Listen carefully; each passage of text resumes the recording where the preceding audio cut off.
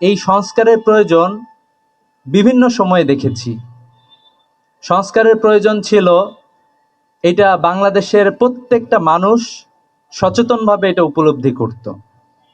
আমরা যখন কয়েকদিন আগে আমরা যখন 18 সালের দিকে দেখেছি নিরাপদ সড়ক চাই আন্দোলন, সেখানে দেখেছিলাম যে স্কুলের বাচ্চারাও লিখেছে রাষ্ট্র সংস্কারের কাজ চলছে। এবং 18 সালে স্কুলের শিক্ষার্থীরা এগিয়ে এসেছিল, পুরা জাতি ঐক্যবদ্ধভাবে প্রতিরোধ গড়ে তুলতে পারি নাই আমরা। এর একটি পূর্ণতা পেয়েছিল 2024 সালে একটি রক্তক্ষয়ী বিপ্লবের মাধ্যমে, গণঅভ্যুত্থানের মাধ্যমে। যে শাসক গোষ্ঠী ছিল তারা এমন একটা আচরণ করা শুরু করেছিল যে আমরাই সর্বে সর্বা, যা ইচ্ছা তাই করতে পারি, দিনকে রাত বলতে পারি, আমাদের ইচ্ছা মতো সবকিছু গুছাইতে পারি। কিন্তু ছাত্র জনতা একটি দুর্বার প্রতিরোধের মাধ্যমে আমরা একটি নতুন বাংলাদেশের সূচনা করেছিলাম। আমরা ভেবেছিলাম যে একটি নতুন বাংলাদেশ মনে হয় আমরা পেয়ে যাব। এর জন্য আমরা আন্তরিকতাপূর্ণভাবে আমরা দেখেছিলাম যে সবাই আগ্রহী ছিল এই জায়গাটাতে। বর্তমানে যে দল ক্ষমতায় আছে, যে দল বিরোধী দলে আছে, অন্যান্য রাজনৈতিক দল সবাই ঐক্যবদ্ধভাবে ছিল যে আমরা একটি সংস্কার চাই।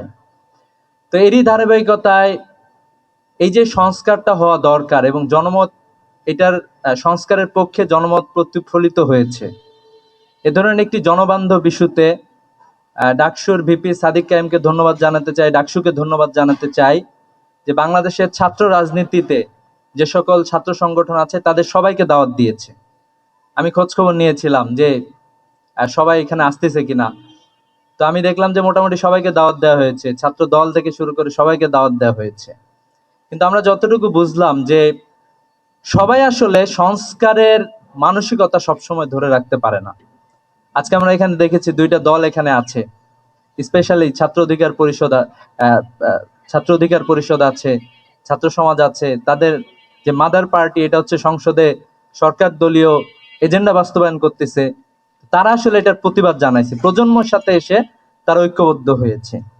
আমরা যদি পৃথিবীর বিভিন্ন দেশে দেখি, আমরা দেখব যে সরকার যখন কোনো সিদ্ধান্ত নিতে যায় তখন তারা হচ্ছে জনমতটা যাচাই করে যে জনমত কোন দিকে, জনমত যেদিকে সেভাবেই তারা। কিন্তু বাংলাদেশের বাস্তবতায় আমরা এক ঐতিহাসিক সময়ে এসে দাঁড়াইছি এবং আমাদের জন্য এটা খুবই ডিসঅ্যাপয়েন্টিং ব্যাপার যে 70% মানুষ যেখানে সরাসরি তাদের ম্যান্ডেট দিয়েছে, মতামত দিয়েছে, সেই মতামতকে অগ্রাহ্য করা হচ্ছে। সেই মতামত মানে গ্রহণ না করার জন্য নানা ধরনের ছল চাতুরি সংসদে করা হচ্ছে।